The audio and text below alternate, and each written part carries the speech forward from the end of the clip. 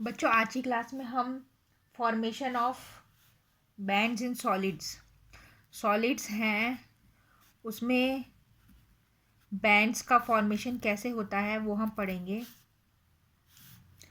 Formation of bands इन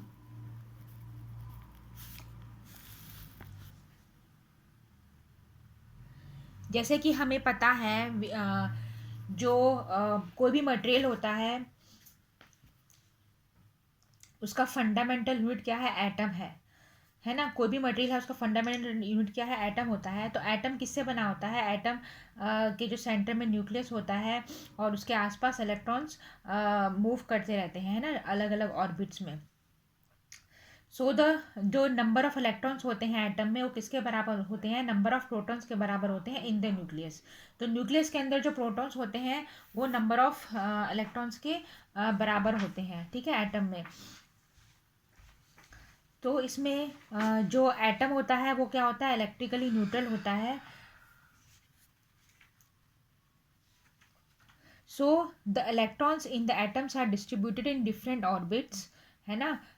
मतलब जैसे जो एटम्स होते हैं वो उस एटम्स के अंदर जो इलेक्ट्रॉन्स होते हैं वो डिफरेंट डिफरेंट ऑर्बिट्स में डिस्ट्रीब्यूट होते हैं। जैसे दैट इज़ जैसे डिफरेंट अलाउड एनर्जी लेवल्स हो गए। सो ये जो डिस्ट्रीब्यूशन होता है ये पॉली एक्सक्लूसिव प्रिंसिपल के अकॉर्डिंग होता है और हंड रूल के अकॉर्डिंग होता है। जो इलेक्ट्रॉन्स हैं वो सबसे पहले, जिसे पॉली एक्सक्लूसिव प्रिंसिपल के रूल के हिसाब से इलेक्ट्रॉन्स पहले ऑक्यूपाई करेगा, जिसमें सबसे कम एनर्जी होगी, है ना। तो उससे सबसे पहले इलेक्ट्रॉन्स उससे ऑक्यूपाई करेगा और बाद में जो हायर एनर्जी ऑर्बिट्स होते हैं उनको ऑक्यूपाई करता है पॉली एक्सक्लूसिव प्रिंसिपल के जो रूल है उसके हिसाब से। सो जो इलेक्ट्रॉन्स के आउटर मोस्ट ऑर्बिट में होते हैं वो या तो फुल्ली फील्ड होते हैं या पार्शली फील्ड होते हैं, उनको वैलेंस इलेक्ट्रॉन्स कहा जाता है। और वो जो एनर्जी लेवल होती है उसको वैलेंस लेवल कहा जाता है। सो वैलेंस इलेक्ट्रॉन्स होते हैं एटम्स पे, वो बहुत ही न्यूक्लियस से दूर होते हैं, है ना। और जो इनर मोस्ट ऑर्बिट में जो इलेक्ट्रॉन्स होते हैं है ना, वो क्या होते हैं? बाउंड होते हैं न्यूक्लियस के साथ, ज़्यादा बाउंडेड होते हैं।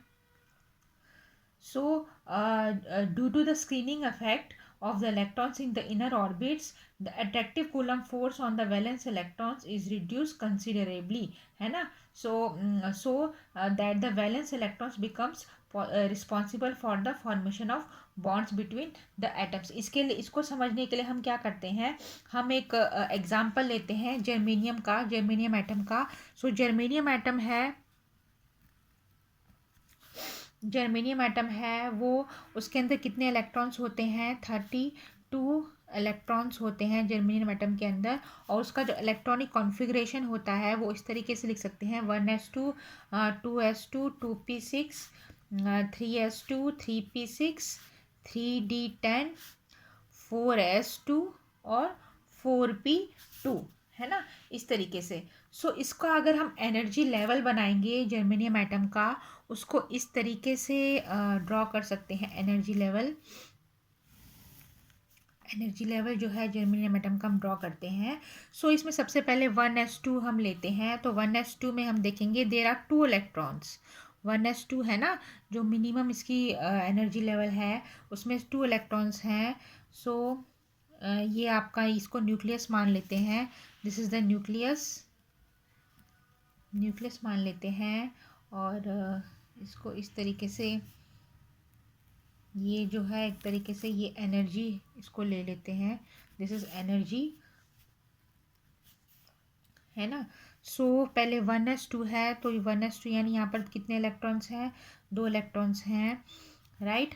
देन उसके बाद जो सेकंड एनर्जी लेवल है, तो यानी फर्स्ट एनर्जी जो लेवल है, फर्स्ट एनर्जी लेवल यानी इक्वल टू 1 है, उसमें 2 इलेक्ट्रॉन्स है। देन सेकंड एनर्जी लेवल है, it will split into 2s2 और 2p6।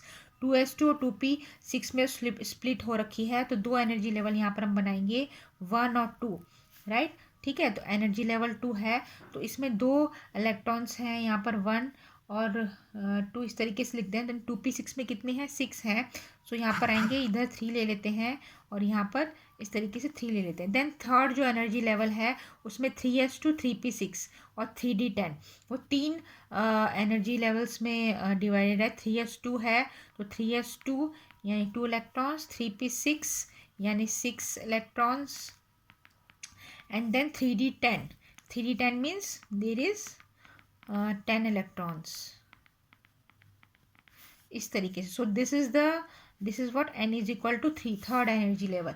फोर्थ एनर्जी लेवल में आप देखोगे 4s2 4p2, 4s2 और 4p2। So the fourth energy जो लेवल है उसमें 4s2 और 4p2, n is equal to 4 में।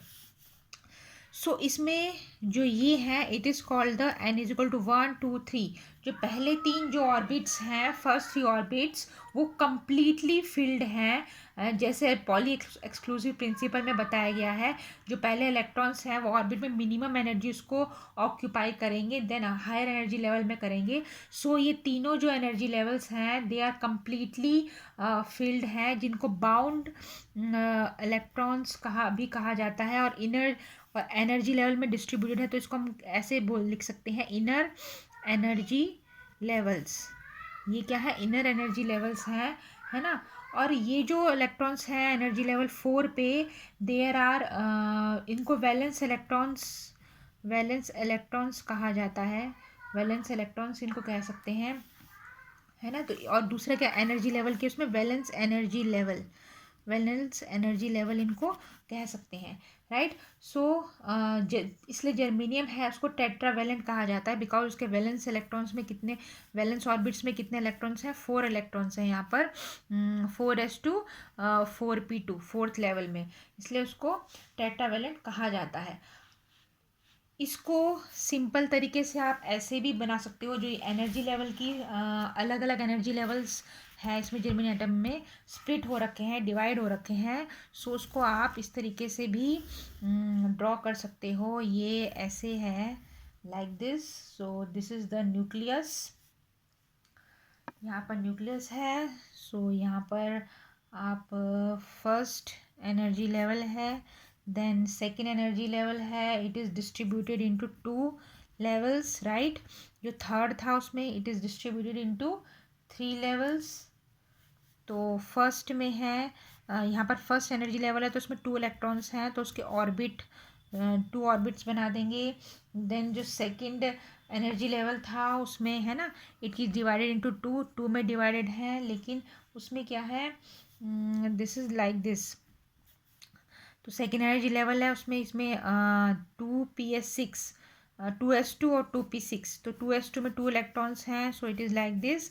एंड 2p6 उसमें 6 इलेक्ट्रॉन्स हैं।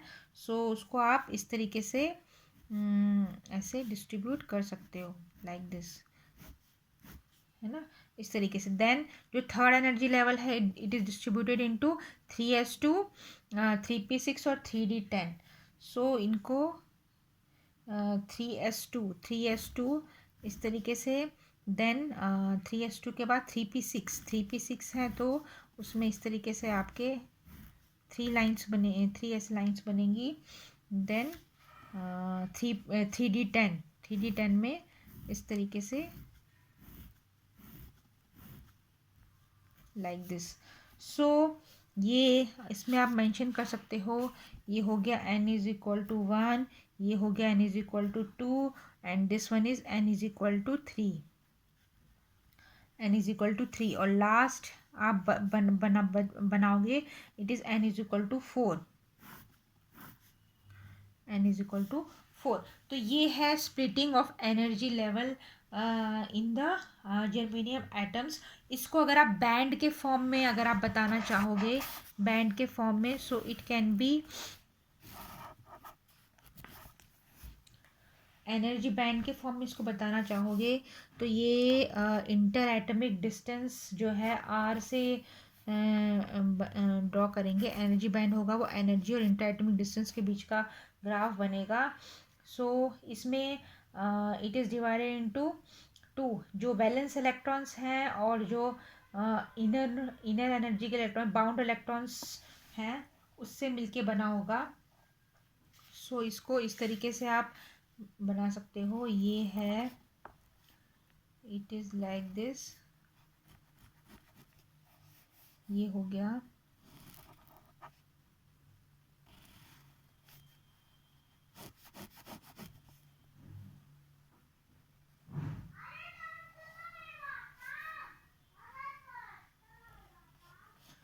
तो ये इस तरीके से है। इसको सपोज पी लेवल मान लेते हैं, ये पी है। इसको क्यू मान लेते हैं, दिस वन इज क्यू, ये क्यू मान लेते हैं। ये आर है, इसको आप एस मान लेते हो, एस, ठीक है, एस इसको लेते हो। तो energy band in which the valence electrons are present is called valence band। और ये क्या होते हैं, फील्ड होते हैं ये।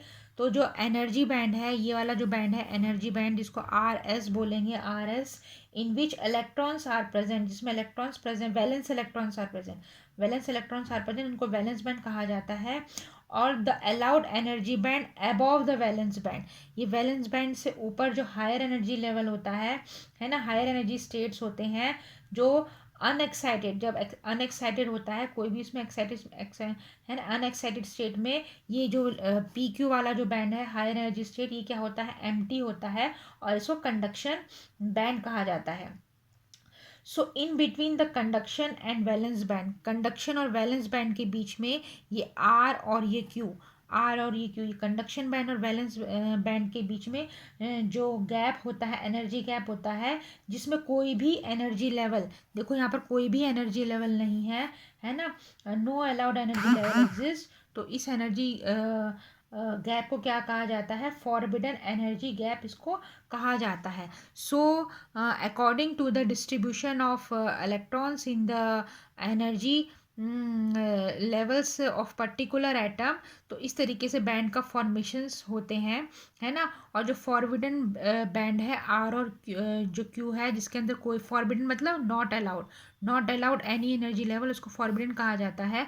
तो ये जो गैप है, ये कंडक्टर्स में, सेमी कंडक्टर्स में और इंसुलेटर्स में, according to the atomic arrangement, ये अलग अलग अलग अलग होते हैं।